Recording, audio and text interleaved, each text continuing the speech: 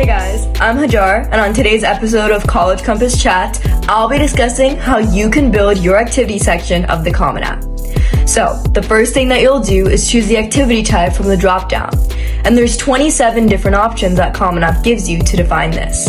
But a few examples are academic, art, athletics, cultural/dance, community service, debate, speech, family responsibilities, JROTC, music, and much more. After the activity type, you'll then list your position/leadership, organization name, and a description. And this description has to be extremely concise, as you're only given 150 characters, and that's characters, not words. One way to be concise while also being impactful is using numbers. Instead of saying you conducted multiple cleanups, you can say that you did 3, 4, however many cleanups that you did.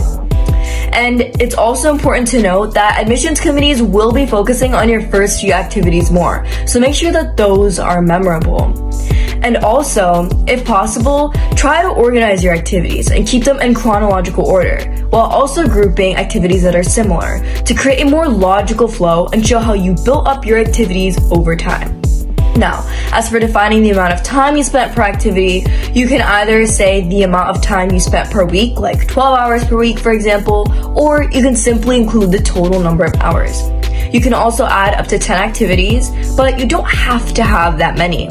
The key is quality over quantity, so if you have 7 to 8 significant activities, you should focus more on those and write fantastic descriptions for those, rather than including other insignificant activities. It's also important to keep in mind that family responsibilities can also count as an activity.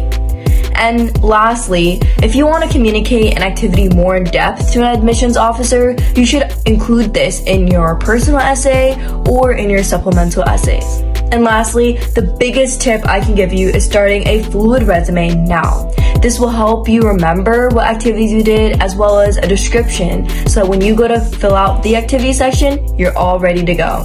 Thank you, and I'll see you on the next episode of College Compass Chats.